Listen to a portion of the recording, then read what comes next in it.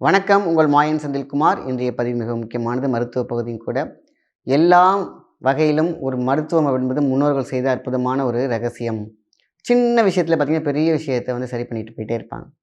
வருமுன் காப்போம் அப்படிங்கிறது தான் இன்றைக்கி பார்க்க போகிறோம். இது வந்து இம்யூனிட்டி அண்ட் மெட்டபாலிசம் எப்படி இம்ப்ரூவ் பண்ணிக்கிறது, குழந்தைங்களுடைய மெமரி, அவங்களுடைய முடி வளர்ச்சி, இதுதான் வந்து இன்றைக்கி மிகப்பெரிய ஒரு விஷயம்.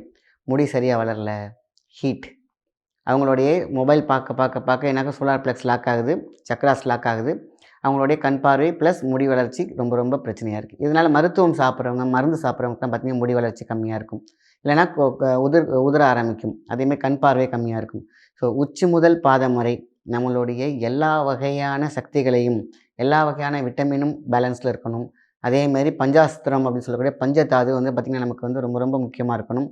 ஆக நம்மகிட்ட இருக்கக்கூடிய உயிர் சத்துக்கள் எல்லாம் வெளிப்புடன் இருந்தால், மெட்டபாலிசம் நல்லா இருந்துச்சுன்னா அவ்வளோ சூப்பராக இருக்கும்.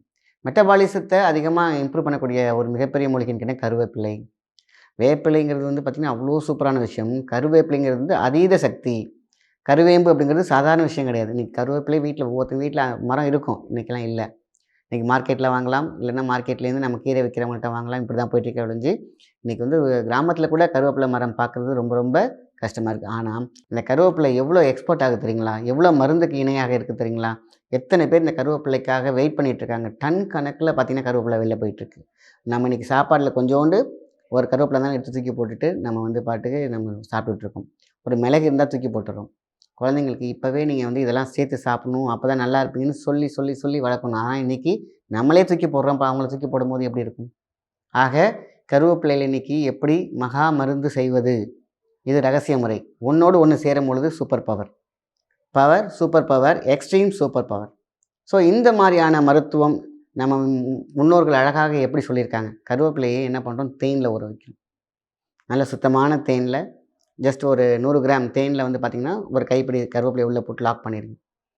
அதிகபட்சமாக ஒரு வாரம் ஊறட்டும். அதுக்கப்புறம் டெய்லி ஒரு ஒரு கருவேப்பிலை சாப்பிட்டாலே போதும். இப்படி எடுத்திங்கன்னா போதும், ஒரு ஸ்பூனில் எடுத்திங்கன்னா 1 வரும். அதிகபட்சமாக பெரியவங்க 2 எடுக்கலாம், சின்னவங்க ஒரு கருவேப்பிலை எடுக்கலாம். தேனில் ஊறிய கருவேம்பு சாதாரண விஷயம் கிடையாது. மிகப்பெரிய முடி வளர்ச்சிக்கும் கண் பார்வைக்கும் அற்புதம். அடுத்தடுத்த வீடியோக்களை தொடர்ந்து பார்த்து சப்ஸ்கிரைப் பண்ணிக்கோங்க. நன்றி.